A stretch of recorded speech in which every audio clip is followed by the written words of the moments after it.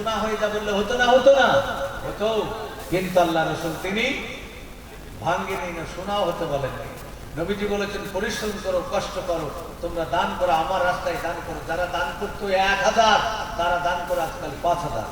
ভক্তিরা ভাইরা, যারা দান করতো 5000 পরে 50000 অর্থ বাড়িয়ে দিয়েছে। আল্লাহ আপনার অর্থকে বাড়িয়ে দিবে, এটা জেনে রাখবেন। আর আপনি দিবেন না তো আপনার মাথার উপরে মাল দিবে। আল্লাহ জিজ্ঞাসা করবে, 3টে প্রশ্নের উত্তর না দিয়ে আপনি একটা ধাপ ফেলতে পারবেন না। জিজ্ঞাসা করবে, আল্লাহ তোমাকে টাকা দিয়েছিলাম, অর্থটা কোন রাস্তায় ব্যয় করেছো? টাইস বসিয়েছো বাড়িতে, বাথরুমে, আর কি করেছো? এদিক ওদিক ঘুরেছো, বাস যাও।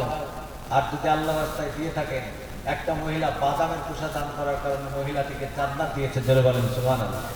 আদই কিরকম একটা ফকির নিয়েছে তো বলছে আমি বাদামের খোসা খাচ্ছে, বিনা চার খাচ্ছে, খোসাগুলোকে রেখেছে। তো কিরকম বলছে লেন, বাদামের খোসা দিয়েছে। ফকিরটা ভালো মনে করে জানে না, ও দোয়া করেছে, আল্লাহর কাছে দোয়া কবুল হয়ে গিয়েছে।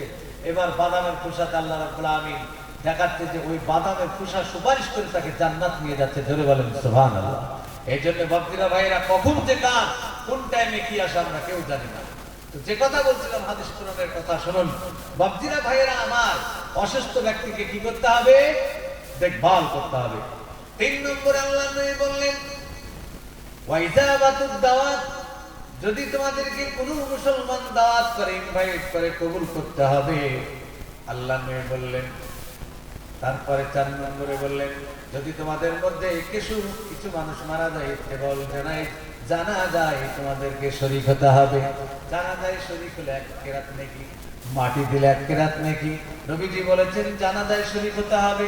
5 নম্বর আল্লাহর নবী বলেছেন তাসমিতুল আতিশ, রাহমাতুল্লাহ, কোন মুসলমান হ্যাত করে হাতে তুলবে